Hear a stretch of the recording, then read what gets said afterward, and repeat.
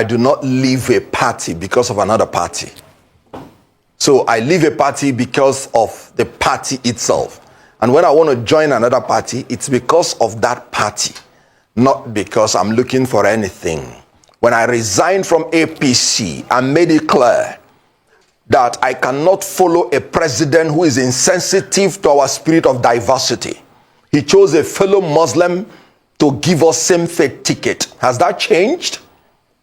I made it clear that Nigeria being a diverse nation, anybody that will not respect our religious diversity will not respect our ethnic diversity. Have I not been proved right? If APC wants me to join APC, these are my conditions. They promised Nigeria that 1 naira should be $1. Have they done that? When they do it, let them come calling, and I will consider them. Nigeria is a diverse nation where the presidency is an association between the president and the vice. And the Nigerian constitution is very clear that every association must cut across religious and ethnic barriers. So any president that is choosing a man of same faith ticket and then choosing only the people from his own people or the people he perceives are his own people to be in governance is a president that unapologetically behaves in a very unconstitutional manner. He has no respect for rule of law. And Aristotle made it clear that rule of law will always be preferable to rule of an individual. Appetite for material things and other self-centered desires perverts holders of office. Apart from sapping our energy, draining our life and enthusiasm, there is nothing else that this government has achieved for Nigeria. And then contemplating that me that entered politics for the welfare of the people shall join an APC that is insensitive to the people's welfare, that has punished Nigerians with hunger and hardship. The World Bank report now said that Nigeria will sink further into poverty till 2027. That in Tinubu's regime, there is no hope for recovery from poverty. And they gave their reasons: structural economic weaknesses, dependence on oil revenue, national fragility. In other words, national conflicts. Look at what's happening in Plateau State. More than 100 persons have died, massacred by unknown people. And the president was in Paris and could not even cut his travel short to commiserate with people from Plateau State. Look at what's happening in Rivers State. A president declared martial law and removed constitutionally elected representatives of the people. And look at what's happening in Benue State. People dying. All the things this president has given Nigeria is tears and blood. And you want to say Kenneth Okonkwo will contemplate going into such an association? I tell you what Dove said, man, said. He said toxic leaders are energy vampires, draining life and enthusiasm out of the people they lead. You want my life and enthusiasm to be drained? No. I reject APC as presently constituted, as a party that does not live up to its promise, as a party that has inflicted Nigeria with hunger and hardship, as a party that does not recognize our diversity, as a party that has given us nothing except tears and blood. A land that God created to flow with oil, with wealth, with gold, is now flowing with tears and blood. Count me out of that unholy association. But now I am a member of the coalition. And we are moving in that direction to solidify the unity amongst all the opposition forces to take out this government that, according to Senator Ndume, is a government of kakistocrats and kleptocrats, the government of worst of us, and the government of desperate thieves. According to Aristotle, he said when man is separated from law and justice, he becomes the worst of animals. And Plato made it clear that man separated from law is the most savage beast. We have been reintroduced to the state of nature by this government, where life, according to Thomas Hobbes, has become solitary, nasty, brutish, poor, and of course short. That is what we're suffering in this country. Now, political heavyweights are switching allegiances often in pursuit of, well, some ambition. And the question about ideological conviction has now come on. Many Nigerians are questioning the strength and stability of our party system. Critics have warned that this constant movement is weakening political institutions, eroding democratic accountability, and even raising fears that Nigeria could be drifting towards a one-party state. Is that the kind of feeling that you have, Mr. Okonkwo? No. Well, thank you, viewers, for joining us. The whole idea of joining another political party, and precisely the ruling party, is simply because of the belief that in 2027 they are going to write the results of election. Nothing else. I mean, it's an absurdity that people will see a sinking house and they are running into it for shelter. Well, which one is the sinking house now? APC, obviously. Why is it a sinking house? The World Bank report made it clear that Nigerians are going to be poorer till 2027. Have you asked yourself why they stopped at 2027? Because they know that this country is a blessed country. On the day they have very good leader, poverty will dry up. So they have given up on Tinubu's regime, that it's a government that will afflict Nigerians with hunger and hardship until it ends. The millions who voted Tinubu think he's the best leader. Well, the millions you're talking about, is it the million that was written or the million that came from where? Was the election result Have you seen? Was it written? Have you seen the polling unit by polling unit results from INEC for the 2023 presidential election? If you have seen, show me. That's what the law says in section 62(2)(3) of the Electoral Act. That after the election, INEC should post in its electronic server the polling unit by polling unit results of all the results of the election after it was technically glitched. Have you seen any of such results? Why? Because it was written. So people are running into a sinking house because they believe there is a magic with which the owner and the builder of the house will use to sustain the house. And that's writing results. So all of the results that Peter Obi got in the election too were written? Now, interesting question. We had 18,008 polling units that we showed from the IREF portal where results were not posted at all. There is no explanation to it till today. Recall that I said that they wrote the results. The results given to Peter was allocated to him. That's written. Go to Rivers State. Who did? Go to INEC. Go to Rivers State. But the court says otherwise. No, the court is not telling you they wrote or they did not write. The court is telling you you did not produce the evidence to show substantial evidence that even if you bring the ones they wrote, that it could change the system. Where will you bring the evidence? When INEC, the only institution that is in custody of such document, refused to bring it out.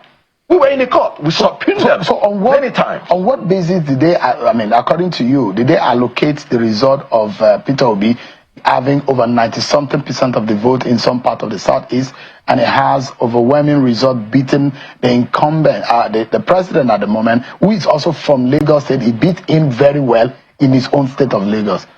According to is that also the part of the plan? According to the PDP spokesperson in Lagos, he said we won by almost 1 million votes, not by Labour, in Lagos.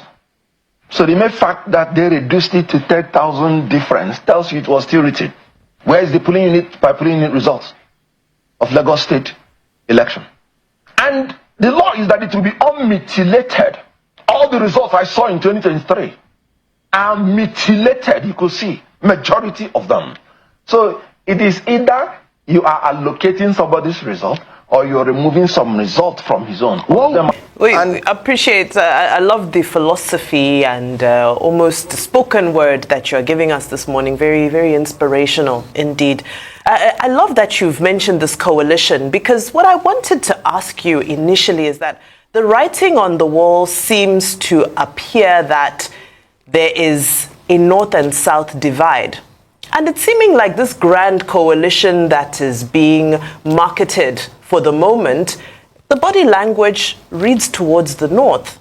So are you saying that you're behind a potential movement that will push forward a northern candidate if that's what it will take to defeat the incumbent?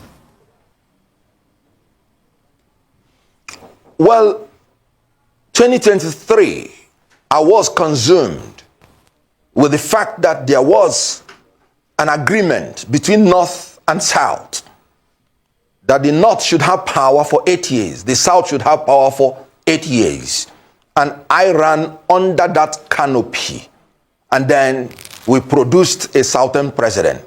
However that came. In 2027, it is a different ball game because we are now in the half of the match. If you say you want to bring another Southerner who is not Tinubu to come in, the North will say he's going to spend 8 years. And then that will still breach the agreement. And now that Tinubu is incomparably bad, would you say you give him another 4 years?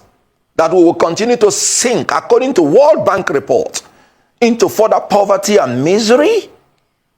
Now, if you get a Northerner who will commence a rule in the middle of the game, would you say that if he spends 8 years, it has not become injustice? It will.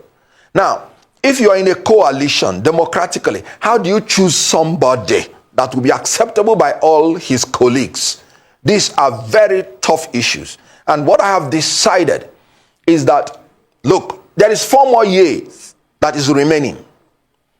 Because we may not be able to choose anybody by selection and make the person to have the buy-in of all the other contestants, let there be an open primary election between North and South in a coalition.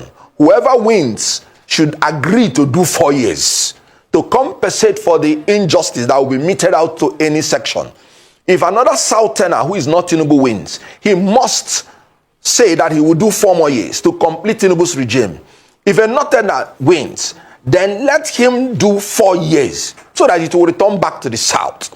Because that is the only way that we may be able to stop this government that has become incurably bad. According to John Locke, when a government becomes destructive of the fundamental human rights of the people, they have the right in a social contract to alter the government, to change it or abolish it altogether. This government needs to be changed, and you have to give in something in order to get something. So basically, that is the only justice of the situation that I have seen. Where did I learn this from? I learned it from Tinubu himself. In 2015, Tinubu sided with the Northerners against Reuben Abati's principle. And the South, they were pleading, let them complete their term. But Tinubu, out of self-preservation, out of the below-come philosophy, he said no. He aligned with the North and chose one of his own to be the vice president. He preferred the power going back to the North rather than remaining in the South, so that it will pave way for him in the next 8 years to become president. And that is why he's president today, because of that strategy. So in between the game, and when the incumbent is found wanting, the only way to move forward is by this method that I have enunciated.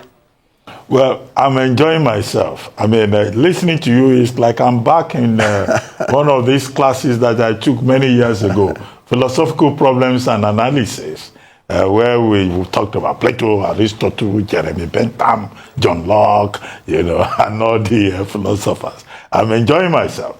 But let me ask you a question. This coalition that you say you have joined, do you think that the coalition, as presently proposed, can take Tinubu out of power in 2027? And I ask that because I've read an opinion by Senator Ibrahim Shekarau, former governor, former senator, in which he said, look, the coalition will be making a mistake if the emphasis is on individuals rather than political parties. And that so far, what we're hearing is a meeting of individuals. Nasir Rufai, Atikwa, Peter Obi, going to visit people, going to attend events. And his argument is that, look, this is not about individuals. For you to form a proper coalition, you need to carry the political parties along. Even the Social Democratic Party, is now saying, well, we are not part of this merger. PDP governors have said, no, we are not going to be part of it. So how do you form a coalition? And Mr. Ononuga just issued a statement and said, there's nothing called coalition. The coalition is even dead, before it gains any traction. What do you think of those criticisms? Well, we are more than 2 years to the next election. Ruben Abati, you will agree, even in Senate climes, we ought not to be talking about election now. We ought to be talking about administration. An administration has to be at least 2 years before you even contemplate talking about strategies for the next election. Unfortunately, the problems of Nigeria have made most politicians to be looking out for the next election, not for the next generation.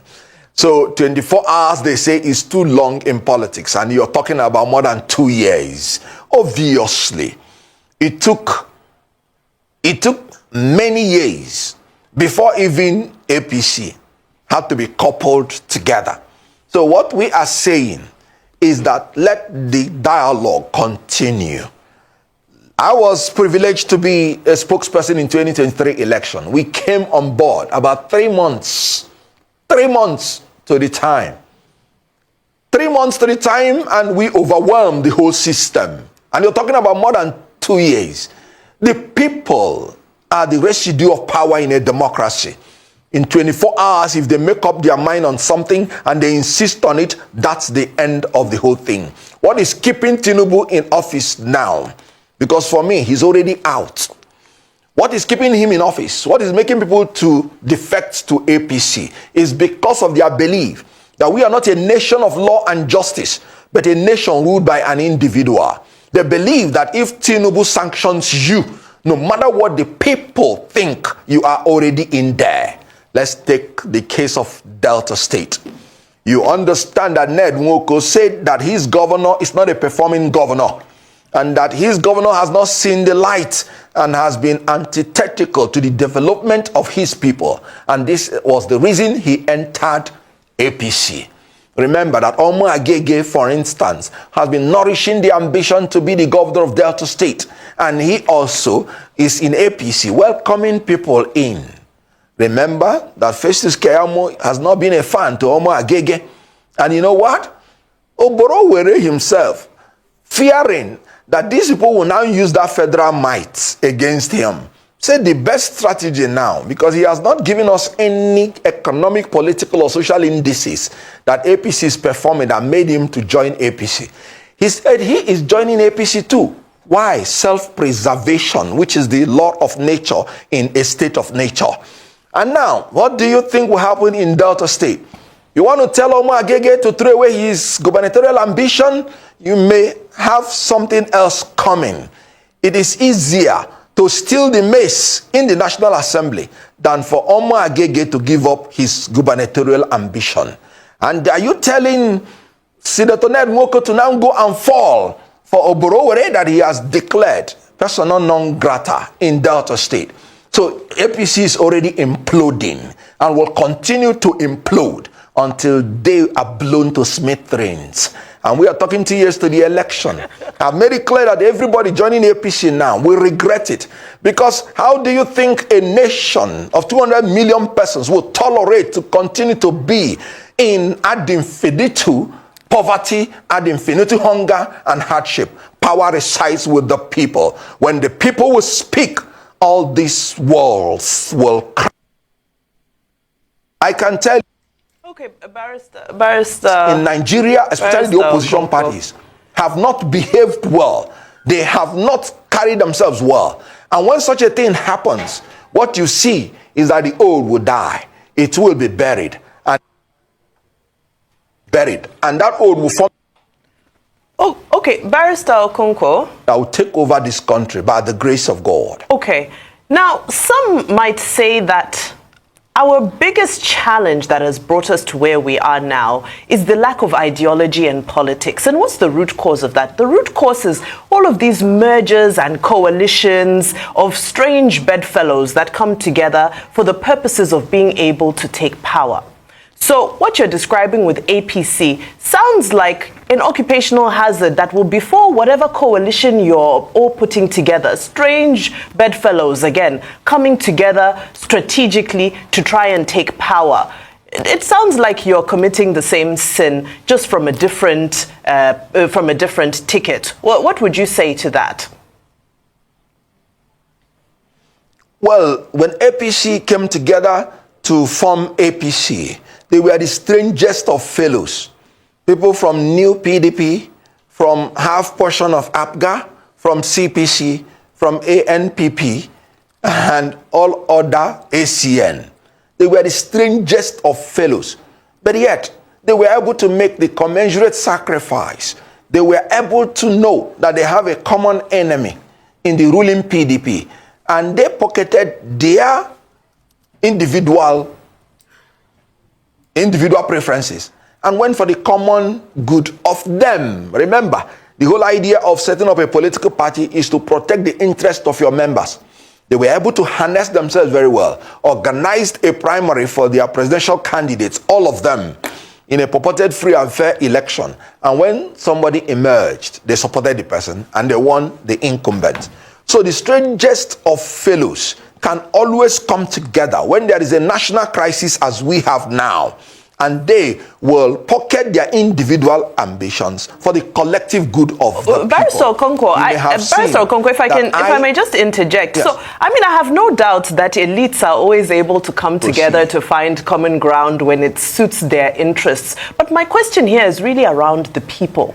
Can these coalitions, have they really served Nigeria and delivered the dividends of democracy to the people? Another coalition, is it not another recipe for disaster? Another 4 years of infighting, power grabbing, this and so forth. Is that really the answer?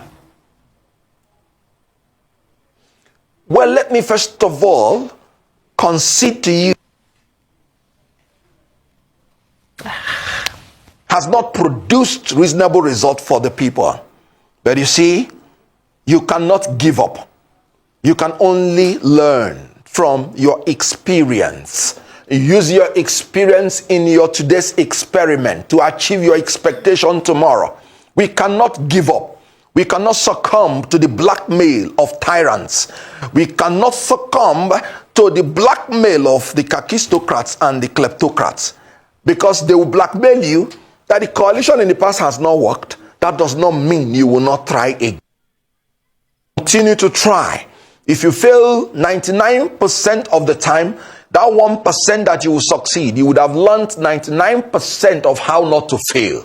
We will continue in this country until we get it right. I agree with you, the coalition has not worked in the past. That does not mean the coalition will not work in the present. We will form a coalition, because you have to secure the ground first before looking for the mats. You have to get power before thinking about the welfare of the people. So what I have said personally is that I would not be buyable. I will not be purchasable. I will say my mind. Am I perfect?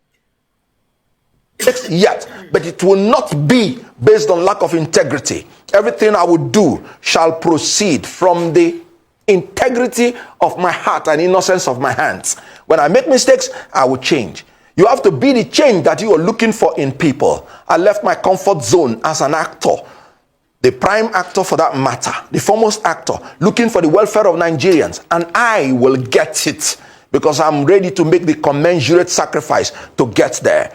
You may have seen that I am not as interested in political office and in political wealth as I'm interested of Nigerians. And very quickly.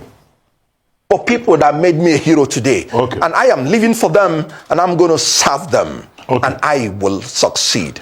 Very quickly, as we begin to wrap up now, I'd like to ask you, Mr. Bayo Ononuga, spokesperson for President Tinubu, I said, look, all this coalition politics is dead on arrival. He has also said that, in fact, Nigerians should praise President Tinubu and praise the APC.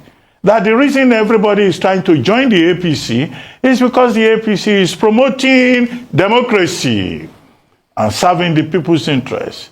He also made the point that in any case, politicians will always move from one party to the other, and they have the freedom of thought, speech, assembly, association, as you well know.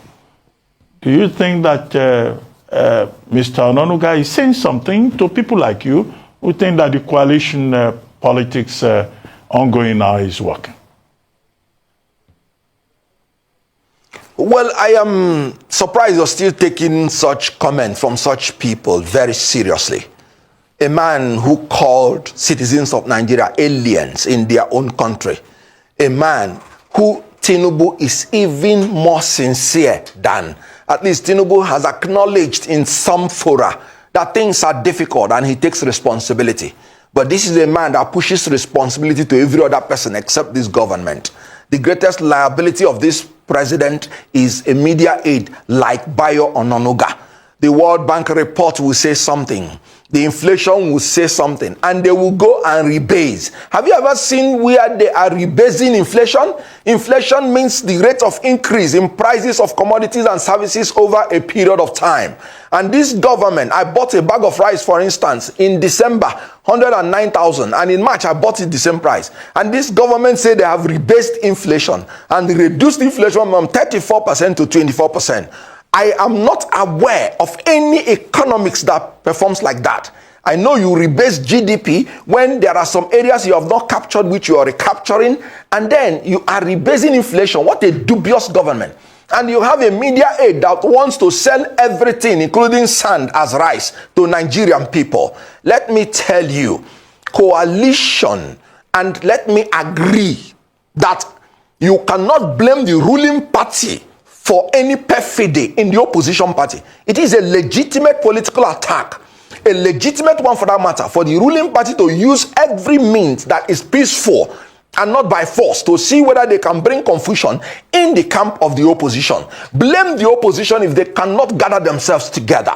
I am a member of the opposition, and I will always tell them, if you do not come together, you will not win a Tinubu. So if they don't come together, don't blame the ruling party, because most of them are also looking for their stomach infrastructure. I told you that PDP is now a servant of servants, and LP under Abure is a housemaid to APC. So you wouldn't blame APC if they use enticement to destroy the opposition. But you will blame APC for not giving Nigerians good governance. And because of that, Nigerians will determine who will govern them. Let me tell you, they are relying that they will write results. People going into APC is because they want to come under self-preservation of writing results. That's why I said, if you separate man from law and justice, he will become the most savage of beasts. Without it, Tinubu is already gone. Okay, thank you very much. And we will fight, everybody should fight, that the will of Nigeria should be secured when they go to vote in 2027. Thank you. And Tinubu will be out. Thank you. But if I may defend the economists, I think many of them are into voodoo, economics. But rebasing is a technical term, like executive orders of Donald Trump, an administrative handmaiden that they use, to promote GDP and work with data and statistics. And this is what the economists do. So, that's what they do with rebasing. It's one of their, tools. I agree with you. You can rebase a GDP. You cannot rebase inflation. Because inflation is the rate of increase in price of commodities over a period of time. So you cannot, the price cannot be rising and the inflation figures are falling down. That's voodoo. I don't understand. You can teach me. Anyway, Ruben Abati. Thank you very much. And Ruben Abati, let me say this. Remember, Ruben Abati, there was something you said. You said you like to jollof and you like to pepper soup. When I met you in an occasion and they brought beautiful jollof, I was eating my own fast, saying, this man sitting by my side likes the love. You finish his own and come on my own. And then you did not even eat at all. That means you rebased it. Whenever you say it has been implication, my own I won't agree with you. My own kind of politics. When I'm in a public space, I watch the environment. So it will determine whether I will eat in public or not. What were your agents looking at when this was going on? Because I imagine that you should have agents as a party across all of the polling units, or the thousands of polling units across the country. Yes, that is what it ought to be.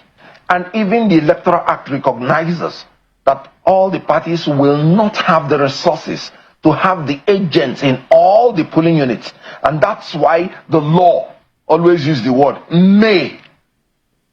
Why do you need an agent if you are operating under an INEC that is not corrupt and that will not manipulate the results? It's not the duty of political parties to organize elections. INEC took 400 billion naira to organize election in Nigeria and came out with no results known to any human being. So you started this conversation by saying the only reason why those who are defecting or moving to the APC are going is to guarantee that the election will be written in their favor, 2027. I mean, can you say that of Delta State, for example? Because Delta State is traditionally, from 1999, no other political party has been able to beat PDP in Delta State. So could there have been a threat that PDP would have lost Delta? Because it's the old structure of the PDP in Delta that has moved to the APC. First of all, PDP from 2015 has not been able to play effective opposition, and the reason is very clear. In 1999, PDP trained itself to be only the ruling party, and they forecasted they were going to rule for 60 years. So the leadership being terminated within 16 years took them unawares and did not prepare them for the onerous task of being an opposition party. So they became a stomach infrastructure party, and stomach infrastructure party cannot be effective opposition coming to Delta State. And that tells you what I say, that Nigeria can never be one party state. I'll give you the analysis of Delta State. Recall that Senator Ned Nwoko said the only reason he wanted to go to APC is because he has a lousy governor who does not know his left from his right, and who has broken all the agreements that they had. And then he said he would want to move to APC, where the light is shining. Recall, there is one Omar Agege who loves to be the governor of Delta State and who has been grooming the APC and welcoming people into their fold.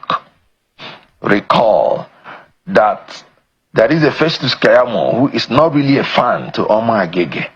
And then a governor from nowhere, from PDP, carrying all the people from PDP, moving into the same APC. Can you now see strange bedfellows? Will Ned Nwoko go and now bow to him? Because automatically he has become a leader of APC, even if he has been there for 24 hours. Recall that Festus Kayamo, the first tweet is to my leader. So Oborowere now is the leader of APC in Delta State. Will Ned Nwoko now go with his heart to go and bow and fall for him, so that in the next election, the governor will support his senatorial ambition? Will Omar Agege pocket his gubernatorial ambition because another leader has come in and may be given the right of first refusal? This is going to implode. We had such a situation in 2019 in Imo State, where Rochas Okorocha wanted to put his son-in-law as governor, and APC did not like such scenario.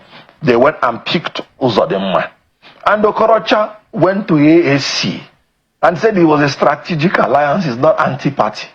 And in the gubernatorial election, he was not supporting his party, he was supporting AAC.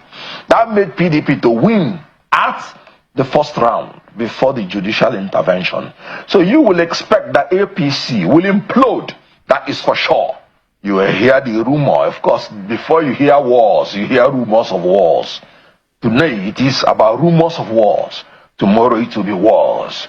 You recall That's the special advisor on political affairs to the presidency, Baba Ahmed, resigned and retired from the government of APC.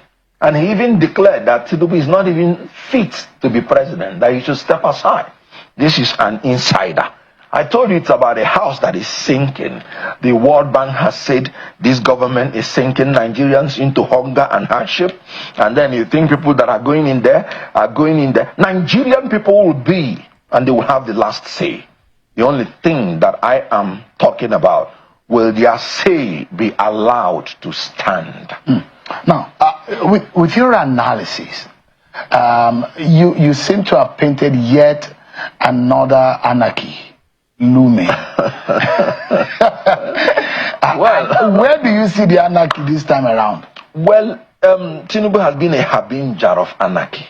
What do you mean? Look at in Lagos State. Is that not too heavy to say? I always bring you facts. Look at in Lagos State.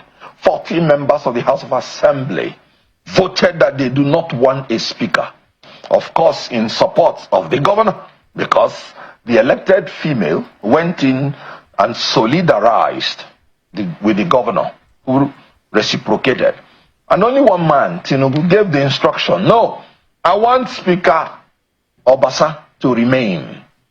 And one veto vote was superior to 40 votes of the House of Assembly. What is that? That's anarchy. Absence of authority completely in the legislative house. But the court has said, or the court seems to have supported that position. What? The court in the state. Good. What do you think the court would have said? They said the process that led to the removal of Obasa, yes, was illegal. Good. What I want to tell you, and I don't want to delve into law, respectfully to the decision of the court, the speaker is holding the office at the pleasure of the members of the house. So if the house members didn't want Obasa, they didn't want him. So it was not the voice of the court that restored Obasa. As you know, Obasa had already been restored before the concurrent speech from the court. So the court issue is out of the way. Obasa was reinstated by the words of Tinubu, not by the court's decision. So that's by the way. So you're talking about the national executive, the national legislature, exactly the same thing that he did in the state legislature. Let me ask you. So what do you call that? You have moved from the Labour Party.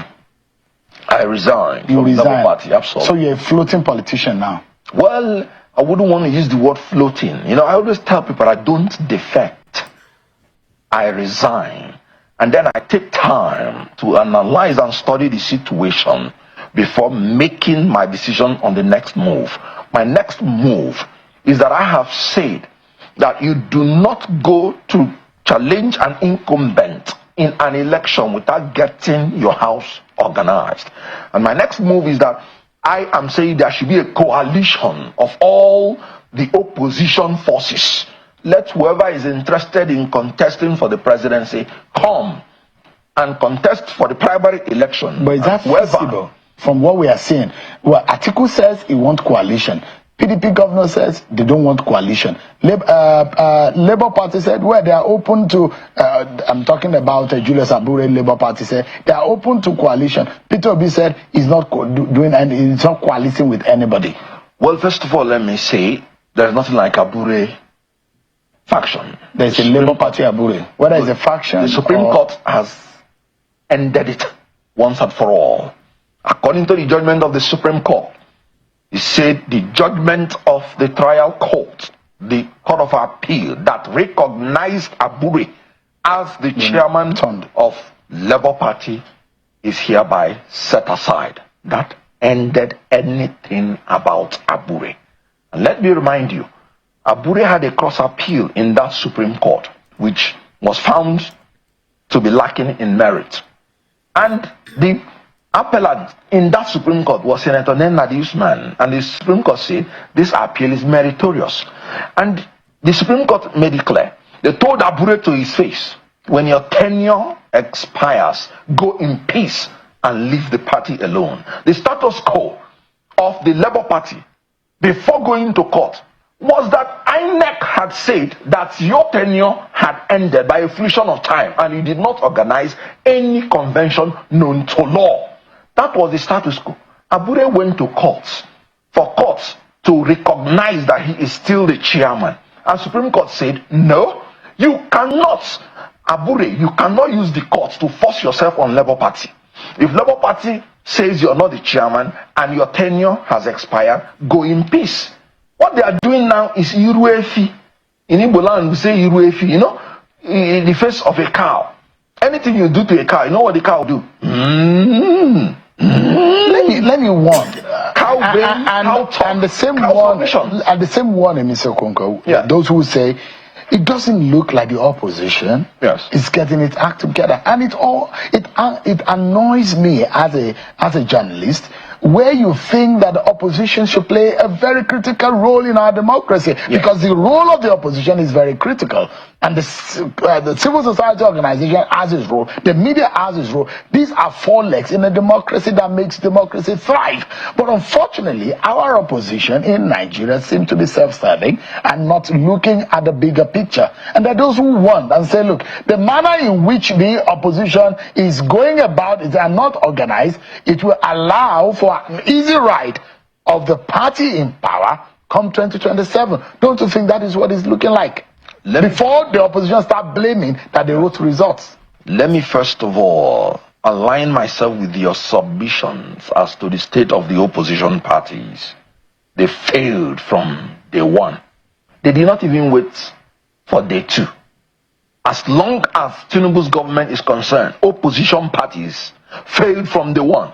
Have you ever seen world over where, in searching for the leadership of the National Assembly, every opposition person is raising his hand, endorsing the candidates that the president personally selects for the National Assembly? I remember we had a meeting in Labour Party then with the elected House of Rep members. I advised them. I said, look, if you want Nigerians to take you seriously, when you go into that house, if the ruling party brings out anybody for you to vote for, reject that person. If you don't know what to do, bring out one of you. And if Nigerians can count that 34 of you voted for that person, they will be satisfied that you're playing good opposition. Now, the 2027 election is going to be between the Nigerian people and APC. There is nothing like opposition party. I am telling you the truth. I've said it before that PDP is a servant of servants. I said it that LP under Abure is a house help of APC. Is it not happening? So the issue here is that the whole idea of democracy is not government of political parties. It's government of the people. The people cannot fold their hands and allow themselves to be terrorized by this government that understands only one language, to afflict them with hunger and hardship. Let me ask you. So they are going to rise. In the moment as we have it, that those who think Labour, the best option that Nigeria has to be able to withstand the political efficacy of the Tinubu structure and the APC that is growing in strength every day based on the defections that we are seeing, is to find a strong alliance. Maybe Peter Obi should go back to the PDP and work with an Atiku Abubakar and have a very strong northern alliance. Peter Obi coming from the south, before you can confront a Bola Tinubu or the APC in 2027. Do you imagine so? Well, that's exactly why I told you I don't want to sign on to any political party yet, because it will be a child's play. Will that work? Yes, it will work. Will Peter Obi Atiku alliance be able to be formidable? Nelson Mandela said it always appears impossible until it happens. I may not guarantee alliance between Peter Obi and Atiku, but as we are moving to 2027, I know that there will be a coalition. Whether it will be between Peter Obi or Atiku, I don't know. But there will be a coalition. Why? Because that will be the only choice the opposition has to make any. At the moment, if there is no coalition, Tinubu is unbeatable. Is that what it looks like? Outrightly. Is a stroll for Tinubu into power 2027. Just walk into it. Can Peter Obi beat Tinubu if he has a strong northern pair? No one single candidate can beat Tinubu alone, by whatever name you are called. And the reason is this. In Nigeria, we have entered into the unfortunacy that you will not only win, but you have to secure your victory. So you need the elites to secure your victory, even if the people vote for you. So if the elites come together like they did in 2014 to confront Jonathan in 2015, they were able to secure their victory when the people voted for them. If they were not together, they wouldn't have been able to secure their victory. We have 30 seconds to go. What would be your biggest advice to Nigerians tonight, considering the defection that we see and opposition politics and our democracy? What would be your biggest advice ahead of 2027? My biggest advice is that Nigerians must not despair. Sovereignty in a democracy belongs to the people, from whom every government derives its authority and powers. Hold your government accountable. Hold INEC to the Electoral Act that they must organize free and fair election where your will determine who governs you. We don't have any other country. Don't mind political parties or politicians. You can say, we want this person, we want this party, and your will be done. Yes, the reason is no longer far-fetched why many politicians of the PDP are now moving over to the APC. So you can see that politics in this country makes no meaning. I mean, it does not worth it. Can you imagine that people who were in the PDP, whom the PDP gave platform, and some of them are new in politics, some of them have been there, they've had opportunities to hold one position or the other. But because they feel the APC has more chances to win in the next election, see where they are going to. Honestly, this is really so sad. Despite the fact that they know that Tinubu has not performed, Tinubu has not done anything for the Nigerian people, one keeps wondering why the change. Why are people switching over to the APC? What is informing their decision? Why are people rushing to the APC if not because they know that the Tinubu's government is going to help them in writing their results and all that? So guys, a whole lot is happening in this country, and Kenneth Okonkwo has really exposed them, telling them that if not writing a result, what else is the Tinubu's government going to be depending on, if not to use INEC to write their result in the next election? Tinubu cannot write on the basis of his performances as the sitting president. Tinubu cannot write on the basis of his party. Is a party that has upheld democracy in Nigeria. Is it rule of law? Is it human rights? Look at the insecurity in the nation. There is nothing Tinubu can hold on, campaigning. Like Mr. Onakpasa, who spoke recently, said that it is so easy to campaign against Tinubu. He made it clear. He said it is so easy to campaign against Tinubu because of the hunger in the land. That's to tell you that even the APC members, they know that Tinubu has destroyed this nation. I mean, the Tinubu's government has destroyed this nation. They know that, and that is why they are just like looking for people they can gag into joining the APC, so that they will now leverage on these people's supporters and followers to get vote for the Tinubu's government. Have you not seen that a Delta state, after the Delta governor defected to the APC, they now had like a rally in Delta state, going to bring in people, giving them polo to wear. Anyway, Nigerians know who they want come 2027 presidential election. Nigerians know who can stand for them. Nigerians know who can defend them. Nigerians know who can stop the insecurity. Nigerians know who can make sure that everybody in this country feel belong. Nigerians know who can help us, to come out from the poverty this APC government has led many Nigerians into. Nigerians know who wants the best of education for the people. Nigerians know who wants, to build infrastructure. I mean, world-class infrastructure. See all the money Tinubu's government has been borrowing. I mean, Tinubu's government has gone on rampage, borrowing money. They cannot even tell Nigerians what they are using that money for. That's even the most painful part of it. They can't tell us where this money is going, honestly, because they know that Nigerians are not sleeping. Nigerians know that Tinubu has been busy borrowing internally, externally. They've been borrowing money, but they cannot show Nigerians what they've done with that money. And we have a National Assembly that cannot probe, they cannot impeach, they cannot suspend, they cannot do anything. All they know is to do what they feel is for their own interest. That is just it. That is just it. So all what you are seeing today is not as if there's something we don't know. We know what has been happening in this country, and that is why people are saying, see, Nigerians, we have to stand up. Don't give up. I watched someone who was saying that he has vowed never to vote again in this country. If you are not voting, who are you doing? You are doing yourself, because even if you are not in Nigeria, you have siblings in Nigeria. If you are not in Nigeria, one day you will come back to Nigeria, and if you return to Nigeria and there is no country anymore, you have to blame yourself. So we cannot give up. Initially I used to say, should Peter Obi even run? Why should Peter Obi even run? So if Peter Obi does not run for president, then it means that we've conceded, we have accepted defeat. We have accepted defeat, and I think it is wrong. It is wrong. We have to stand up and fight. We cannot be gagged by this few set of people who do not even know what leadership is all about. You can imagine Tinubu just wake up and said, it is my turn. It is my turn, and now see what is turning Nigeria into.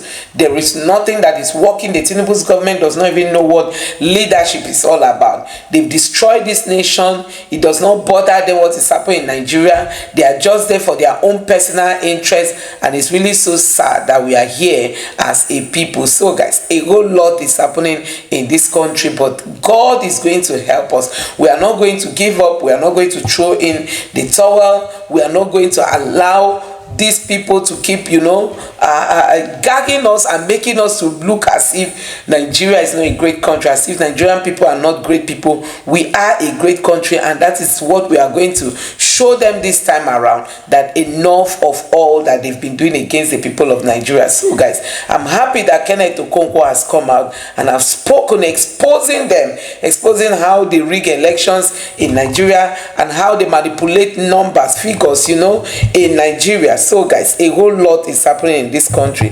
You can see the wickedness of the leaders of this country, and they still want to come back. It's not as if they are tired of what they are doing. They still want to come back.